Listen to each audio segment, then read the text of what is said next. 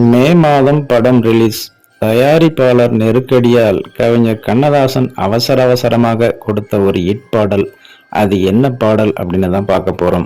அதை பார்க்கறதுக்கு முன்னாடி hi friends, I'm C Ilango. வணக்கம், welcome back to my channel.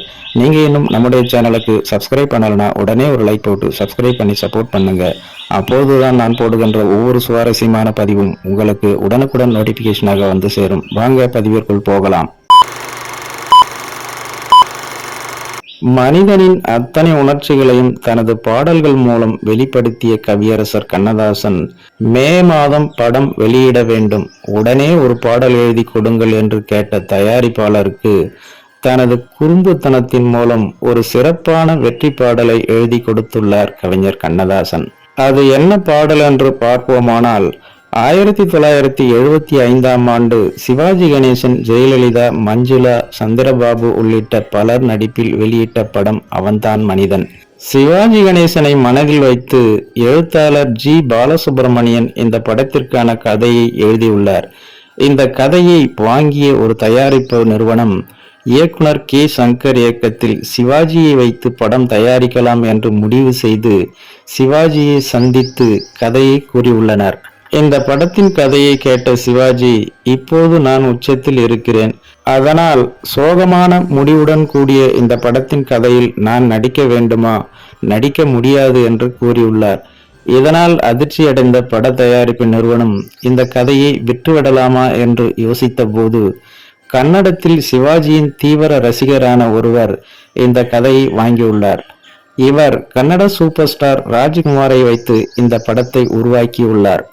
1971ஆம் ஆண்டு கஸ்தூரி நிவாசா என்ற பெயரில் வெளியான இந்த படம் மிகப்பெரிய பிளாக் பஸ்டர் ஹிட் அடித்துள்ளது. அதன் பிறகு மற்ற மொழிகளில் இந்த படம் ரீமேக் செய்யப்பட்ட நிலையில் படத்தை பார்த்த சிவாஜி கணேசன், அடடா, இந்த கதையை நாம் மிஸ் பண்ணி விட்டோமே என்று நினைத்து அதன் பிறகு இந்த கதையின் ரீமேக்கில் நடிக்க தொடங்கியுள்ளார். அந்த படம்தான் அவன்தான் மனிதன். ஏசி திருலோகச்சந்தர் இயக்கத்தில் வெளியான இந்த படத்திற்கு MS விஸ்வநாதன் இசையமைக்க கவிஞர் கண்ணதாசன் அனைத்து பாடல்களையும் எழுதியுள்ளார். இந்த படத்தை மே மாதம் கோடை விடுமுறையில் வெளியிட விரும்பிய படக்குழு அதற்குள் அந்த திரைப்படத்தில் மேலும் ஒரு பாடலை சேர்க்க முடிவு செய்துள்ளனர். ஆனால் அந்த படத்திற்கு அவர்கள் சொன்ன அனைத்து பாடல்களையும் எழுதிய கவிஞர் கண்ணதாசன் தனது அடுத்த வேலைகளை பார்க்க சென்று விட்டதால் இந்த படத்தில் மேலும் ஒரு பாடலை சேர்க்க வேண்டும். இந்த பாடலை மலர் கண்காட்சியில் தான் ஷூட்டிங் செய்ய வேண்டும்.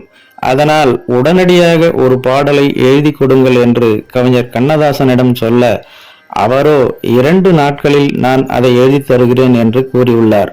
இந்த நிலையில் அப்போது கவிஞர் கண்ணதாசன் பிஸியாக இருந்ததால் இயக்குனர், தயாரிப்பாளர், இசையமைப்பாளர் என பலரும் கவிஞர் கண்ணதாசனை சந்தித்து மே மாதம் படத்தை வெளியிட வேண்டும் என்று சொல்லி பாடலை கேட்டுள்ளனர். அப்படித்தான் ஒரு நாள் இசையமைப்பாளர் MS விஸ்வநாதன் போன் செய்ய ஏர்போர்ட்டுக்கு சென்று கொண்டிருந்த கவிஞர் கண்ணதாசன் அவரை வந்து சந்தித்த போது, அதே மே மாதம் படம் வெளியீடு, பாடல் வேண்டும் என்று MS விஸ்வநாதன் சொல்ல, ஏண்டா விசு, எப்ப பார்த்தாலும் மேன்னு ஆடு மாதிரி கத்திக்கிட்டே இருக்கீங்க என கேட்ட கவிஞர் கண்ணதாசன், இப்ப என்ன, உங்களுக்கு பாட்டு தானே வேணும், எழுதிக்குங்க என்று பாடல் வரிகளை கூறியுள்ளார். அருகில் இருந்தவர்கள் பாடல்களை எழுதி முடித்துள்ளனர்.